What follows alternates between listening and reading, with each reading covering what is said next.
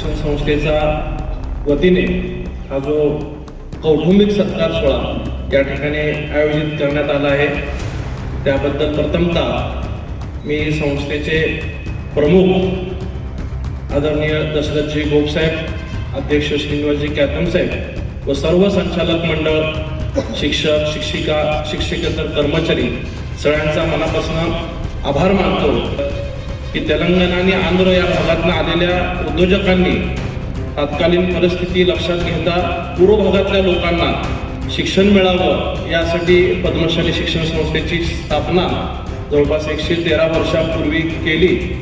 विशेषतः विडी कामगार असतील, यंत्रमाग कामगार असतील, श्रमिकांना शिक्षण देण्याचं काम या सर्व शिक्षण संस्थेतील शाळांनी केलं.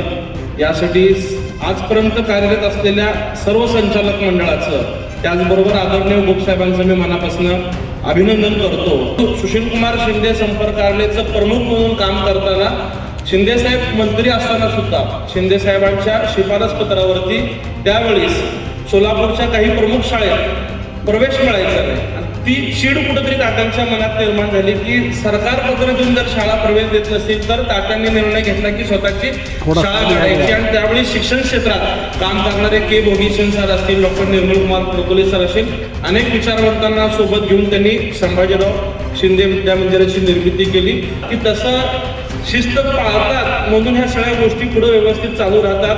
आज ह्या संस्थेने मला वाटतं KG पासून आता आपण PG पर्यंत साहेब सगळं आलेलं आहे.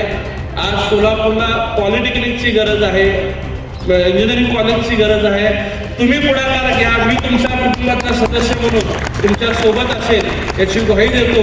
मला विश्वास आहे की आपल्यात ते नेतृत्व आहे. महाराष्ट्र शासनाच्या स्तरावरती जे काही आपल्या संस्थेचे प्रश्न असतील ते मी अधिकारातनं त्या ठिकाणी हट्ट धरून पूर्ण करून घेईन. आज आदरणीय गोपसाहेबांवरती माझी व्यक्तिशः खूप श्रद्धा आहे, मी त्यांना खूप आदर करतो. नशीबवान समजतो की मला तात्यांचं तर प्रेम मिळालं, परंतु तात्यांच्या नंतरनं या राज्याचं कर्तृत्ववान मुख्यमंत्री आदरणीय देवेंद्रजी फडणवीस साहेबांनी माझं पालकत्व स्वीकारलं. त्यामुळं मी त्याच्याकडे जाऊन हट्ट धरू शकतो.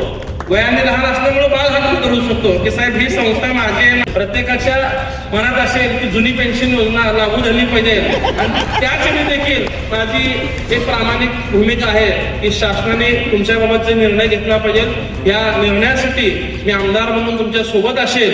कोण बनणार लोकप्रधानचा लक्की सभासद?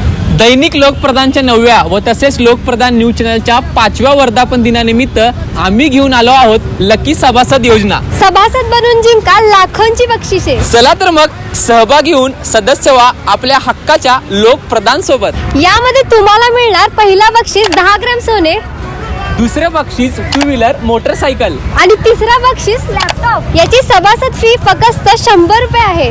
अधिक माहितीसाठी खाली दिलेल्या नंबरवर संपर्क करा.